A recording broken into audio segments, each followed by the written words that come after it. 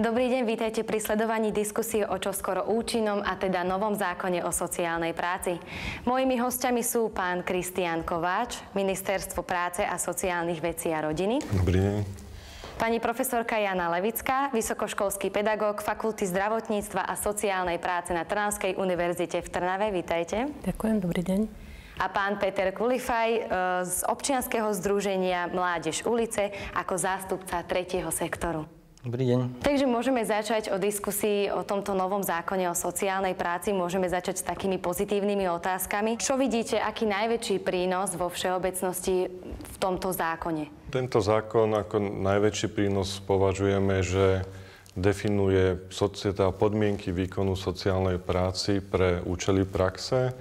Takáto právna úprava na Slovensku chýbala.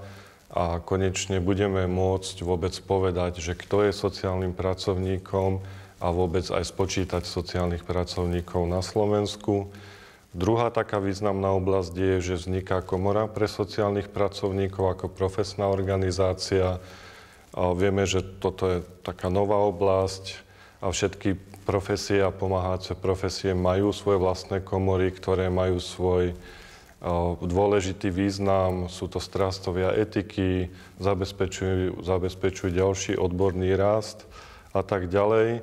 A taktiež tento zákon vytvára podmienky na výkon niektorých odborných činností, ktoré súvisia s oblasťou sociálnych vecí a rodiny. Pani Levická, keď by som sa mohla spýtať vás takúto istú otázku, ale možno z toho školského hľadiska. Keď mám hovoriť za vzdelávateľov, tak vidím obrovský posun práve v tom, že sa vyčistí aj ten priestor, čo robia sociálni pracovníci, za čo preberajú osobnú zodpovednosť, myslím profesionálnu pracovnú zodpovednosť.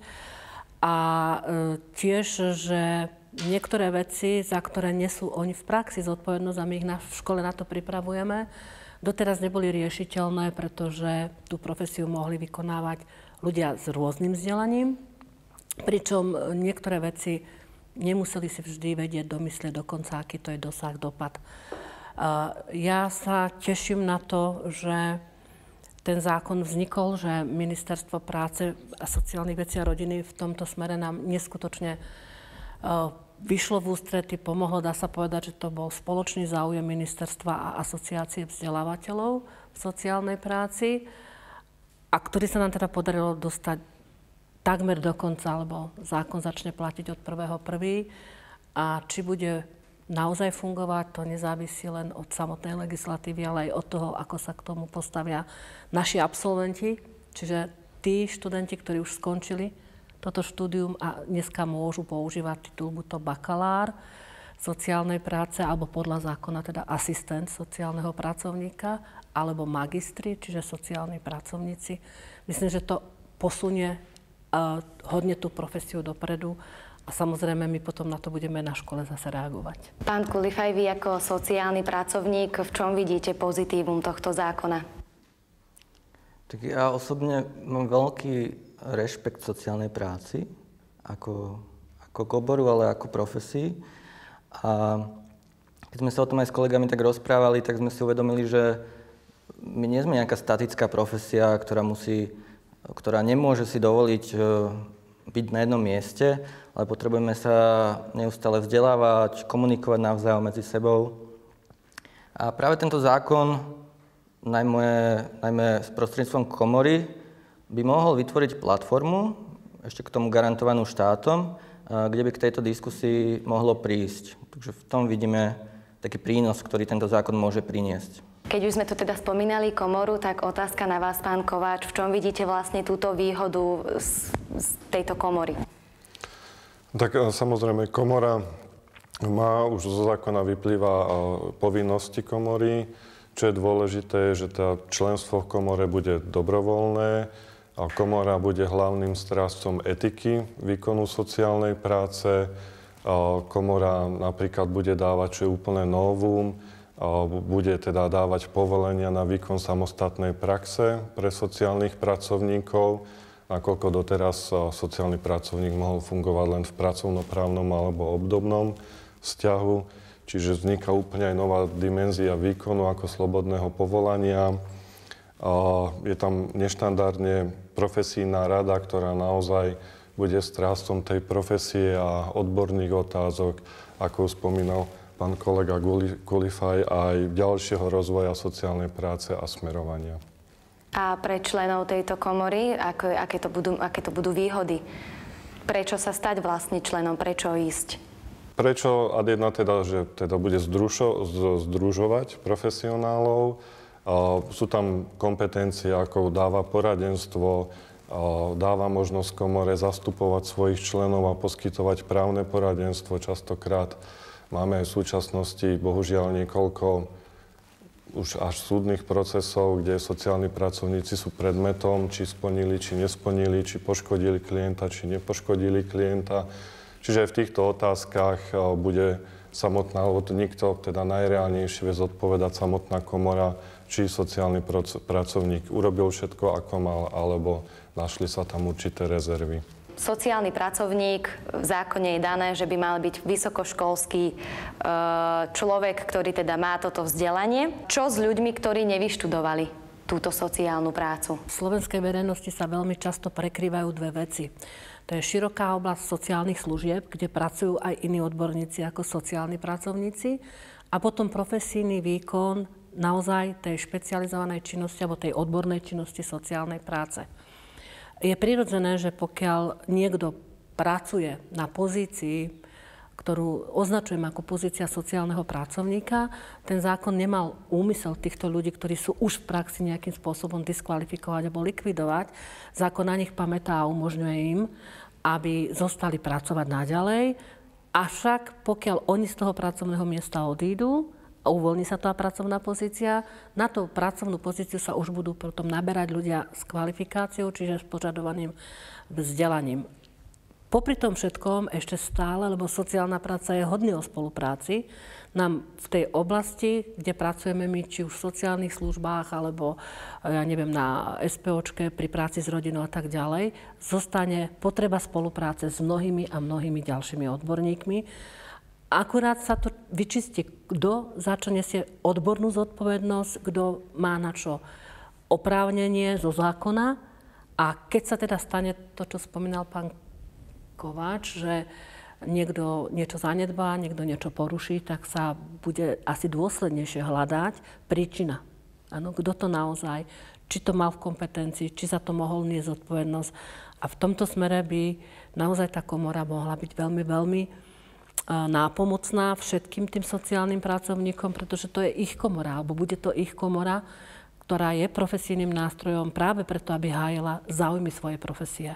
Môžu sa študenti zamestnať skôr, ako získajú tento titul sociálneho pracovníka, alebo teda skôr externí študenti, ktorí už študujú teda túto sociálnu prácu, ale už ju aj zároveň vykonávajú? Denný študent, ktorý ešte nemá získané kvalifikačné minimum, to je v tomto prípade bakalár sociálnej práce, môže participovať na tom, čo sa deje formou odbornej praxe. A to my aj chceme, aj to naši študenti robia, aby sa zapájali, aby sa postupne pripravovali. V žiadnom prípade ale nemôžeme hovoriť, že ten človek je zamestnaný. Ano, ani nemôže robiť plný výkon, a to dokonca nemôže robiť celý ten rozsah činnosti, nemôže robiť ani ten asistent sociálneho pracovníka, preto je to tam vlastne aj rozdelené. Bakalár asistent s nižšou mierou zodpovednosti a teda aj s menšími kompetenciami a magister, ktorý by mal mať tú vysokú mieru zodpovednosti a všetky kompetencie, teda okrem niektorých, na ktoré ešte bude potrebné špecializačné vzdelávanie. Ale externí študenti platí to isté. Tam môže byť jediná výnimka, že tí ľudia už v tomto čase, v tejto chvíli pracujú na tých pozíciách. Čiže keď oni už pracujú, tak si robia vzdelávanie priebežne a tam sa bude na nich vzťahovať vlastne to uznesenie toho zákona v tom smere, že sú to ľudia, ktorí v tom čase, keď sa zákon prijímal, pracovali na pozícii sociálneho pracovníka.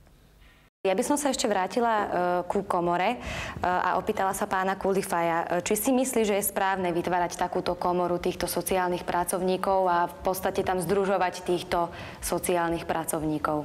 Ja by som zasa povedal, že áno, pričom tie názorové prúdy sú samozrejme dva. Jeden tvrdí, že komora sa môže stať nejakým byrokratickým aparátom, ktorý v podstate nemusí slúžiť k veľkému dobru. a že vlastne bude skôr vyberačom nejakých poplatkov, čo je teda jeden názorový prúd. A ten druhý tvrdí, že komoru si teda budeme tvoriť my. My budeme určovať tú jej aktivitu, obsah tej jej činnosti, takže bude naša zodpovednosť, že či to bude funkčná komora alebo byrokratická komora. A v tomto modeli podľa mňa má teda zmysel, ak takýmto spôsobom bude fungovať. Len či si nemyslíte, že budete nejak obmedzovaní nejakými predpismi, ktoré tá komora vlastne má? No ak tie predpisy budú rozumné, napríklad nejaký etický kódex, ktorý bude naozaj prijatý v konsenze odborníkov, akademikov a ministerstva, a tie jednotlivé výklady tých postupov, ak opäť budú rozumné, tak to má zmysel a má zmysel nechať sa obmedzovať takýmito nariadeniami. Čiže je ešte ťažké povedať, že či si myslíte, že či to teda bude vhodné alebo nevhodné, keďže ešte to nie je vlastne v tej účinnosti. Záleží to od zloženia tej komory. Ak sa toho praktici od začiatku chopia a naozaj budú to s ňou myslieť vážne a budú chcieť, aby tá komora bola nápomocná, tak bude nápomocná. Toto je skôr taká ako keby moja túžba a výzva k tomu, aby sa tak od začiatku dialo, a skôr verím, že bude nápomocná ako obmedzujúca. Komora je naozaj zástupcom profesie. Je asi nemysliteľné, keď sociálni pracovníci v praxi cítia nejakú nespokojnosť alebo chcú zmeniť, spomínaný etický kódex, aby to urobil jeden človek. Alebo aby išiel jeden človek na ministerstvo práce a každý jeden za seba s ministerstvom dojednával nejaké veci, ktoré chce zmeniť v nejakom zákone, alebo navrhoval tomu ministerstvu, do čoho všetkého má vstupovať, do čoho už nemá vstupovať. Nie, že by ministerstvo nebolo ochotné prijať tých ľudí a vypočuť ich, ale nemôže jednať so stovkami ľudí, to sa proste nedá. Komora je na to, aby prostredníctvom svojich členov minimálne raz za rok budú robiť valné zhromaždenie, čo je nástroj, ktorým sa riadi komora okrem iného. A to je vlastne veľmi silný nástroj, ktorý bude rozhodovať o tom, čo si komora príjme a čo si komora nepríjme. Čiže aj všetky tie normatívne veci, ako sú etické kódexy a podobne, budú vznikať prostredníctvom konsenzu členov komory, a to vedenie, ten manažment komory je potom na to, aby komunikoval s takými orgánmi, ako je napríklad ministerstvo práce, ale aj inými rezortnými ministerstvami, pretože sociálna práca sa robí nakríž cez mnohé ministerstvá. A to, v čom ja teda vidím silu tej komory, tak jak funguje v zahraničí, je, že skutočne sa zaujíma a stará o to, aby tí ľudia profesionálne rástli. To znamená, to, čo nám tu v tejto chvíli ešte chýba, je vlastne to celoživotné vzdelávanie, ktoré v spolupráci, zase tam bude taký ten triangel, ministerstvo práce, komora a vzdelávatelia, ktoré budú mať spoločnú starosť, aby to fungovalo a aby sa tie nové veci dostávali čím najskôr k ľuďom. Zákon ukladá povinnosť, čo sa týka toho vzdelávania, že zamestnávateľ má umožniť svojim zamestnancom a doslova má byť za to zodpovedný, aby sa tí ľudia vzdelávali. Čiže pokiaľ je niekto v nejakej inštitúcii, je tam jeden sociálny pracovník a je tam nezáujem o jeho vzdelávanie, tak v súčasnosti nie je žiaden nástroj, ako zatlačiť na tú inštitúciu, jedine zase cez to ministerstvo. Hej. Tá komora môže byť tým nástrojom, ktorý si skontroluje, či tí ľudia prešli ďalším vzdelávaním, kedy naposledy mali ďalšie vzdelávanie, či sú adekvátne pripravení pre tú prax, či nie, a môže vstupovať aj do toho jednania. Je to vždy príjemnejšie aj pre toho konkrétneho pracovníka, keď to dojde niekto iný predjednať, ako keď ten sociálny pracovník sa sám tam musí boriť s tým všetkým. Ja očakávam naozaj od tej komory veľmi veľa, aj z toho titulu, že budeme mať aj medzinárodné zastúpenie, ktoré bude akceptované, lebo to je, komora vzniká zákonom. Není to zhromaždenie 10 ľudí, ktorí sa stretnú a povedia si, my niečo chceme. Tá sila tej komory by mala byť veľká. Táto komora je o tom, že si človek môže vybrať. Áno? A za to, že si vyberie to členstvo, mu budú plynúť určité výhody. A keď si nevyberie členstvo, tak môže pracovať naďalej ako sociálny pracovník a nič sa nestane. Ja si skôr myslím, že po nejakých rozpakoch, ktoré môžu trvať aj 2-3 roky, kým sa v praxi vlastne chytí tá komora, tak sa môže ukázať, že komora je veľmi dobrým krokom. Ak by som teda, dajme tomu ja, bola členom komory, ale nedostala by som povolenie na výkon sociálnej práce, čo potom? V zákone sú upravené taxatívne podmienky, ktoré musí splniť človek, ktorý žiada o výkon teda o povolania, teda vykonávanie samostatnej praxe. A sú zavedené aj kontrolné mechanizmy, či už v rámci kontroly. A ak by aj tieto nejakým zázračným spôsobom nezafungovali, tak ako občan máte právo sa obrátiť na súdy, príslušné súdy, ktoré v konečnej veci môžu rozhodnúť, ak by komora pochybila po procesnej alebo obsahovej stránke. Čiže sú tam zavedené mechanizmy, štandardné prvostupňové, druhostupňové, je tam zavedené prvky, teda platí tam správne právo, čiže možnosť odvolania a tak ďalej. A keď ani to nie, tak potom súd. Keď sa ešte môžem spýtať, komora bude mať teda nejaké tie orgány. Ako sa ľudia môžu do týchto orgánov dostať? Napríklad majú nejakú túžbu ísť proste vyššie. Bude nejaké výberové konanie? Ministerstvo práce nebude robiť žiadne výberové konanie. V spoločných ustanoveniach je zavedený celý mechanizmus. Ministerstvo akurát vytvára priestor na to, že sa teda zriadi prípravný výbor. Sú v zákone stanovené dátumy, že ktorí ľudia, teda ktorí spĺňajú vzdelanie a vykonávajú sociálnu prácu v praxi, sa môžu prihlásiť do prípravného výboru. Ministerstvo je povinné akceptovať všetkých, ktorí sa prihlásia. Prípravný výbor má určité úlohy, ktoré smerujú najmä na zvolanie ustanovujúcej schôdze a potom od momentu úspešnej ustanovujúcej schôdze je to už v rukách komory. Ministerstvo ale je si vedomé, že teda komora alebo začatie fungovanie komory je dosť náročné a nechceme, aby sa to presne zvrhlo, že teda bude vyberať neviem aké poplatky, aby vôbec dokázala fungovať.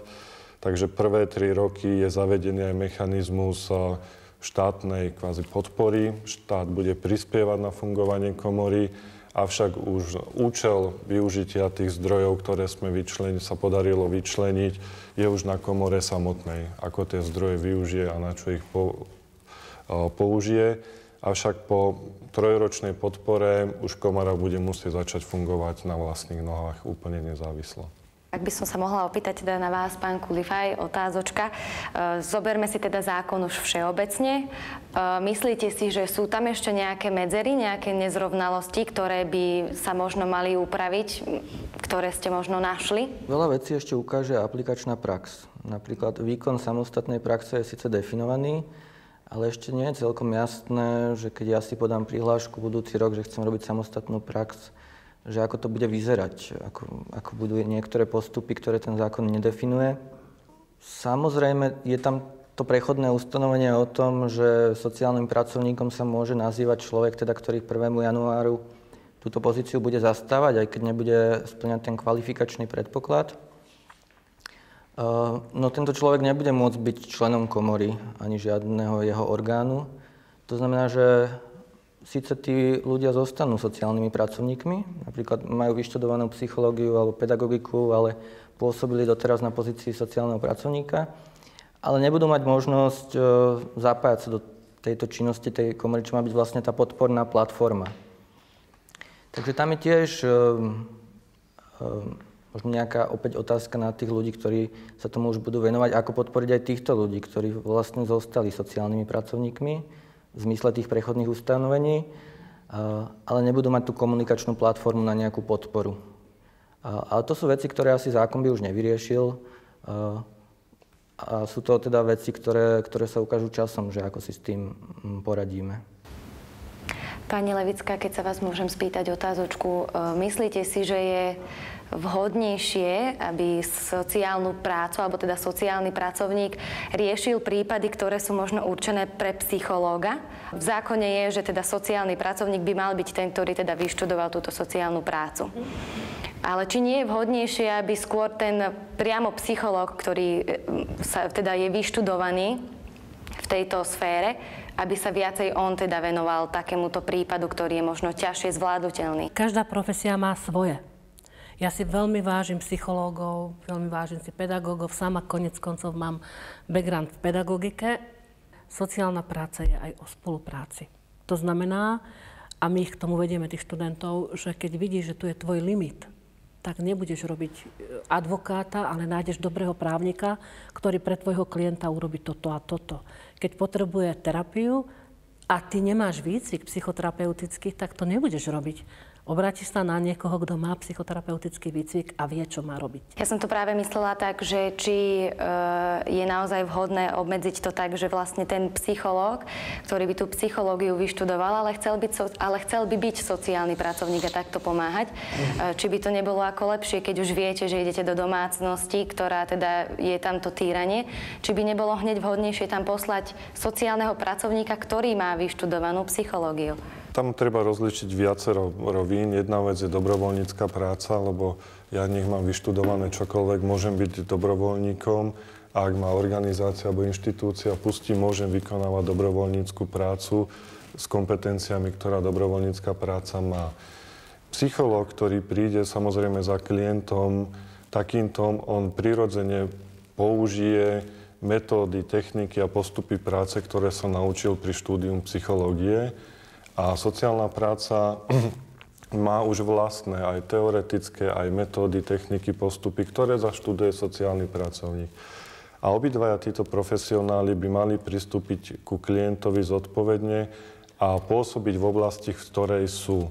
Čiže psychológ by mal ostať v tej psychologickej oblasti a poskytnúť mu psychologickú pomoc a sociálny pracovník ostať v sociálnej oblasti, robiť s ním sociálnu prácu.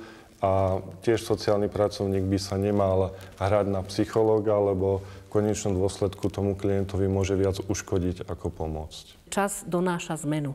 Tá zmena je tu a my sa s ňou učíme žiť 25 rokov.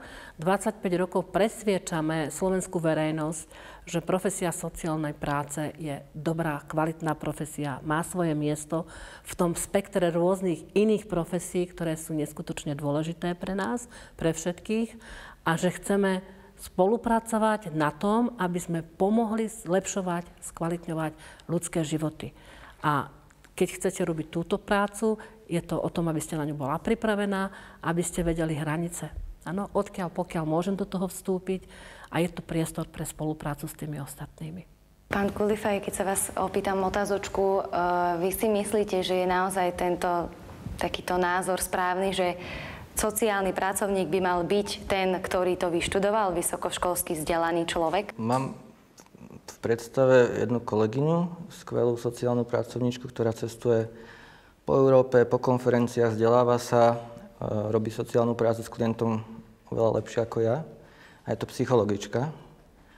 A žiaľ, teda táto moja kolegyňa sa síce bude môcť nazývať ďalej sociálnou pracovníčkou, ale nakoniec z toho systému vypadne.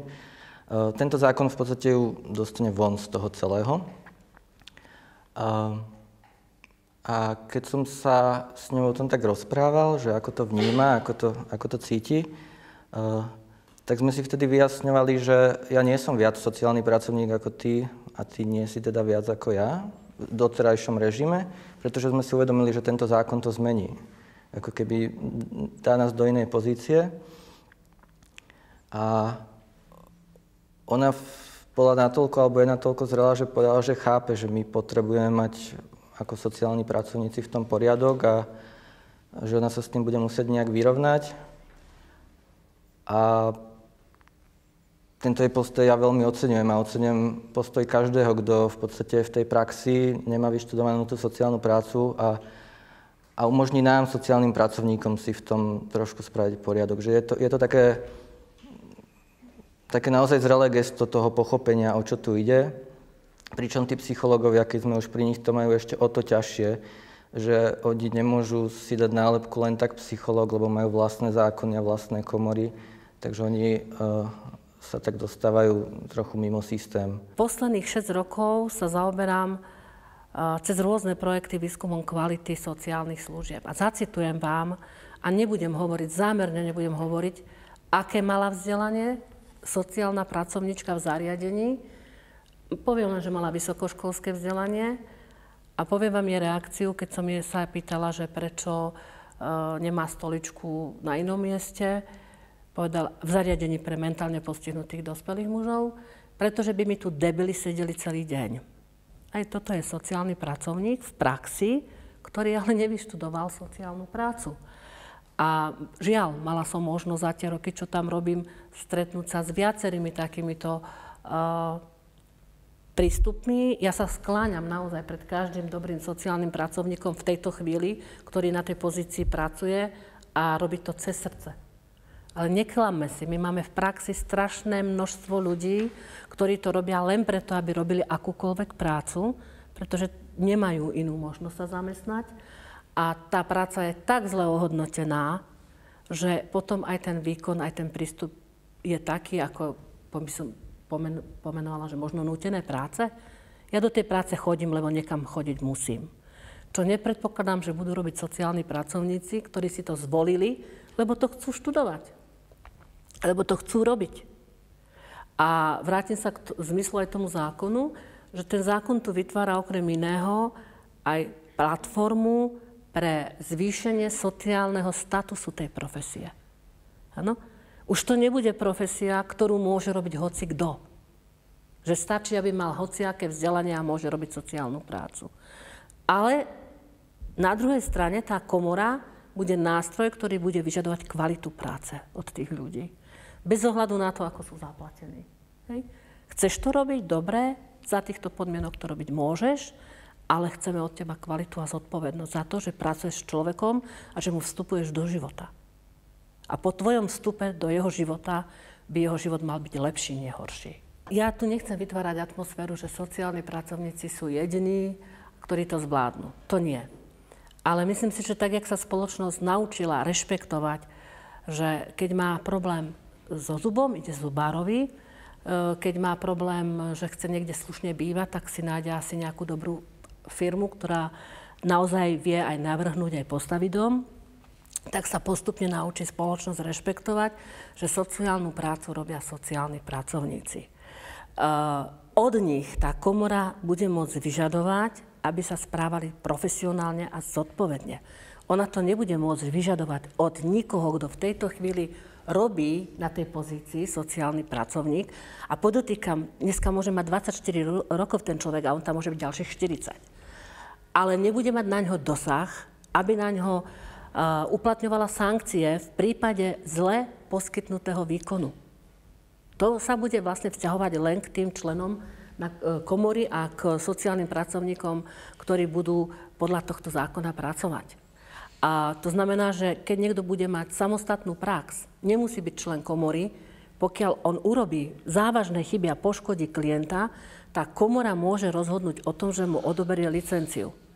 Takto to funguje napríklad v Nemecku a podobne aj v iných krajinách. My si často razy tých klientov, ja by som nepovedala ani posúvame, ale staráme sa niekedy o toho istého klienta viacerí odborníci. Napríklad, môže sa niekto zajakávať. Čo sa týka potreby nápravy rečí, je na to logopéd, nie ja. Čo sa týka, ako to on prežíva, najmä v puberte, tam na to bude psychológ. Ale keď bude potrebovať nejaké služby, keď bude povedať, či má zo zákona právo na nejakú pomoc, či má zo zákona nárok na nejakú službu a mnohé ešte ďalšie s tým súvisiace veci, alebo keď to bude dieťa, ktoré je doma zanedbávané, týrané, tak tam bude sociálny pracovník na to, aby zhodnotil situáciu a poskytol mu pomoc. Títo odborníci by ale spolu mali veľmi úzko pracovať na tom, aby sa postarali o toho človeka ako celok. Ako vznikal tento zákon, tak súbežne s ním začal vznikať aj zákon v Českej republike o sociálnej práci, kde si napríklad dali členstvo povinné. A bol som na niektorých diskusiách a oni to napríklad odôvodňovali tým, že oni chcú mať dosah na všetkých sociálnych pracovníkov a keď nejaký klient nejakého zariadenia podá sťažnosť, tak budú mať na ňo dosah, lebo u nás vzniká taká paradoxná situácia, že my ideme ako keby kontrolovať sami seba. To znamená, že tí poctiví sa prihlásia do komory a na nich bude mať komora dosah a im môže dávať tresty a tak ďalej. A tým, ktorým to je jedno, sa proste členmi nestanú a komora na nich žiadny dosah nebude mať. To znamená, že vlastne vytvárame tu systém, že ľudia, ktorí naozaj chcú, tak je predpoklad, že skôr budú pracovať na tom, aby sa to celé zlepšovalo, aby to fungovalo, lebo vstupujú do toho dobrovoľne, dokonca s tým vedomím, že existuje skupina sociálnych pracovníkov, ktorá tam nevstúpi a môže sa nám ako keby škodoradostne smiať, že my sme si nad seba dali nejakú vyššiu inštanciu, ale my sme to spravili zámerne, pretože nám záleží na tom, ako to robíme a záleží nám na to, aby sme mali nejakú spätnú väzbu, napríklad od komory, od nejakej profesijnej rady, aby keď tu budem sedieť o 20 rokov, tak som proste nemal pocit, že ako to ja skvelé robím, pretože nebude existovať táto spätná väzba. Takže je to taký zvláštny systém, alebo teda nie, že zvláštny, ale tá dobrovoľnosť vytvára taký koncept, v ktorom dáva priestor tým aktívnym a tým, ktorí naozaj chcú ten sektor zlepšovať. Len dopoviem, že ale komora nebude zase úplne taká bezzubá, lebo na požiadanie komora bude môcť vydávať stanoviská, a či už niekto je alebo nie teda k určitým problémom alebo témam, a tie stanoviská potom môže akýkoľvek zamestnávateľ alebo inštitúcia potom brať na zreteľ. Vrátil by som sa ešte tej priepustnosti jednotlivých profesí. Myslím si, že toto je otázka, ktorá nás ešte len čaká. Ale na to, aby sme ju dokázali zodpovedať, aká by bola správna priepustnosť napríklad medzi profesiou sociálny pracovník a profesiou psychológ, musí vôbec vzniknúť tá profesia sociálnych pracovníkov, aby dokázala s tou druhou profesiou psychológov vôbec komunikovať a nájsť tú vhodnú cestu alebo vhodné riešenie. Vieme, v zahraničných krajinách niektoré krajiny majú otvorenejšie tie systémy a sú viac priepustné vzájomne. Na druhej strane sú krajiny, ktoré sú také rigidnejšie a viac to majú tak podelené. Ale to už naozaj skôr očakávame túto diskusiu od práve napríklad Komora psychológov existuje, Komora sociálnych pracovníkov veríme, že vznikne. A ako výsledok ich vzájomnej diskusie a spolupráce by mohli byť aj vzniknúť nejaké pravidlá nastavenia priepustnosti systémov. Čiže skôr to, že nebraníme sa tejto otázke, len ťažko ju zodpovedať teraz, keď nie je ešte ten komunikačný partner v jednotlivých profesiách, teda u nás sa len tvorí. Ja ešte by som dala poslednú otázočku, keď sa môžem spýtať teda na túto komoru. Keď nebude dostatočný počet kvalifikovaných pracovníkov sociálnych, čo potom? No ja verím, že bude. Takúto možnosť ani nepripúšťame.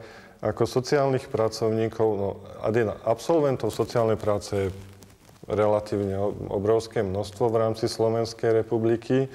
Už tých, ktorí aj reálne vykonávajú sociálnu prácu, je menej, ale stále sa bavíme rádovo o tisícoch sociálnych pracovníkov, čiže verím, že ten potenciál a tá potreba, ktorú evidujeme už niekoľko rokov, jak spomínala pani profesorka, že o komore sa intenzívne baví už 10 rokov, že tu naozaj na Slovensku je a je tu šanca, aby sociálni pracovníci časť svojho osudu chytili do vlastných rúk a presadzovali si svoje potreby, záujmy a zabezpečovali teda chod svojej profesie.